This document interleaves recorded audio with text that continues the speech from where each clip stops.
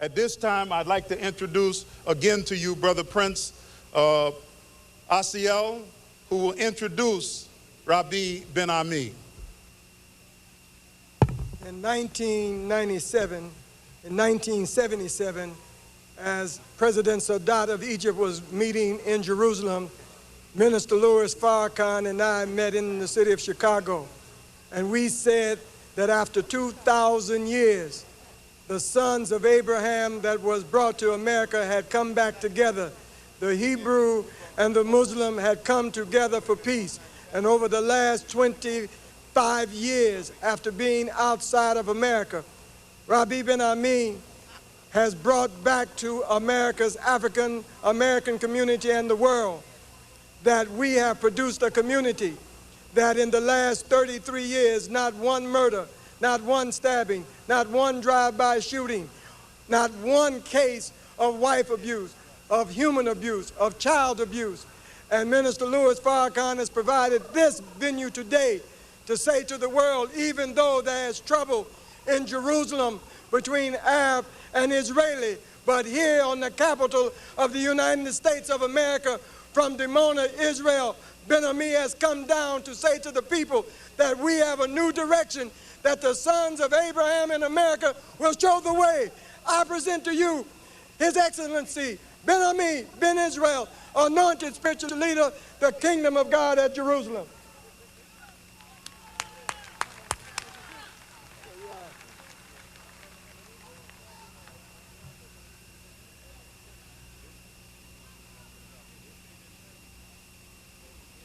First, I would like to give all honor, praises, and thanks to the God of our fathers, Yah Yisrael. I would like to also express my thanks and appreciation to the Honorable Louis Farrakhan for the invitation to be here to share these precious moments with you today. I am thankful that I have received the opportunity to come and to behold the countenances of those sons and daughters of Abraham, those sons and daughters who are in the diaspora, and those sons and daughters who are destined to lift up a light that all of the human family might find their way back unto the Creator. I have considered my dissertation many times, listening to the speakers that preceded me. And I have changed what I was going to say at least a dozen times. And knowing now that the Honorable Louis Farrakhan is waiting to come before you, I will certainly be brief, but there is a couple of things that I would like to say unto you. That whenever it is the objective of evil to flourish in a social system, the first thing that is done is that they have to destroy the sense of what is right and wrong in the midst of the people.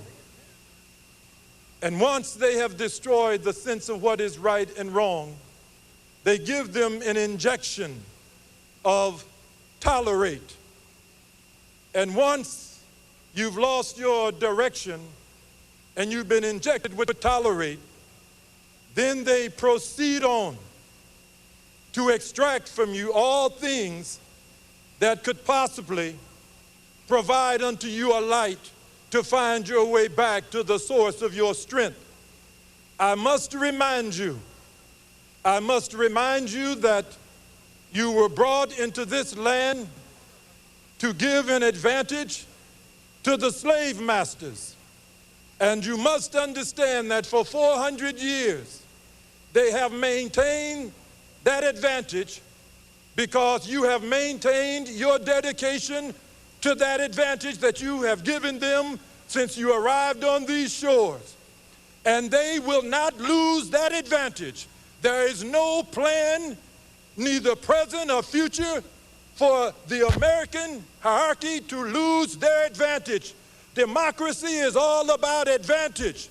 To strip you of the value of your man was to protect their advantage.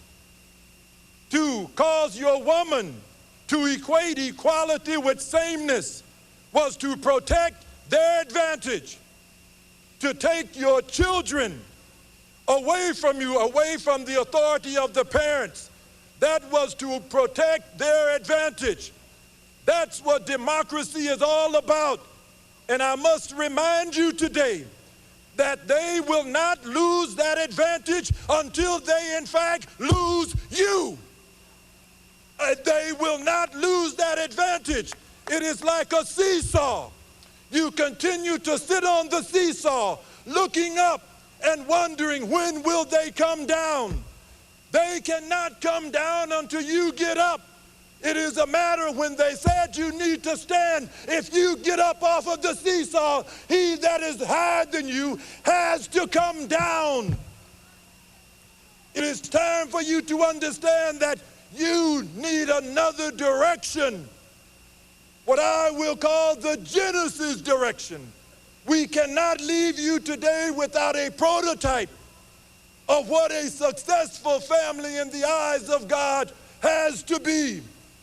I will go back to the Genesis and remember that Adam was created from the dirt of the earth in the image of God, but the woman was not created from the dust of the earth. She was taken from Adam, and children are a byproduct of their parents. Honor thy father and thy mother. Every time a problem develops in the midst of the children, they continue to empower the children. Don't you know that you've got to empower the parents? The future, the direction of children is intrinsically linked to decisions of parents. What is the problem with the children? The problem with the children is that they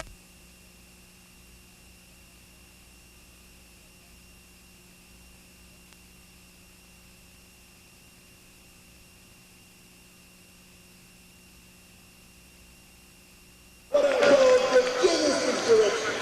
Woman created from man. What is the message? Whether it occurred like that or not is not the question, but the message is simply that you are a derivative of man. Your strength comes via your man, and you cannot maintain your strength being estranged from your man.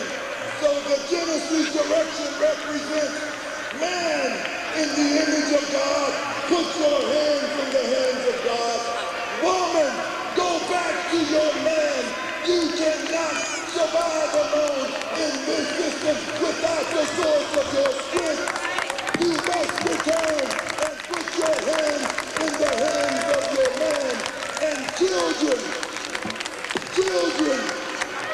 honor thy father and thy mother. That holds the key.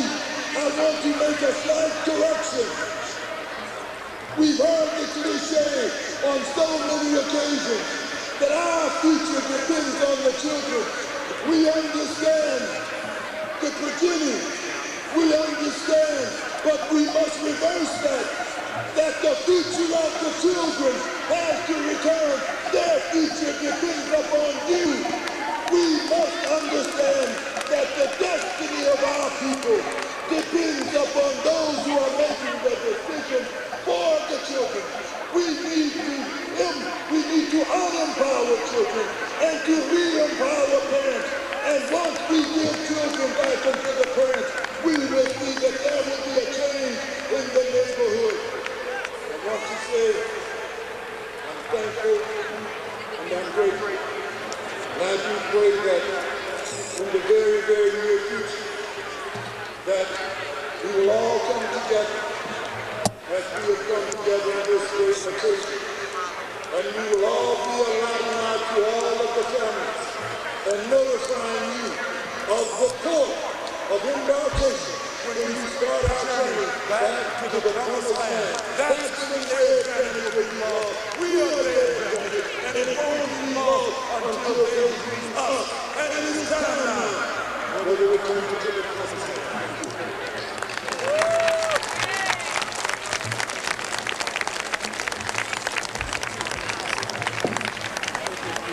Now, Ben Ammi Ben Israel Please come up here, Rabbi Ben Ammi. He is the spiritual leader of the NOI, Nation of Israel, headquartered in Dimona, Israel, a great spiritual teacher, and my brother, Rabbi Ben Ammi. Let's give him a hand. Thank you, Rabbi. And none of this could have happened without Reverend Willie Wilson,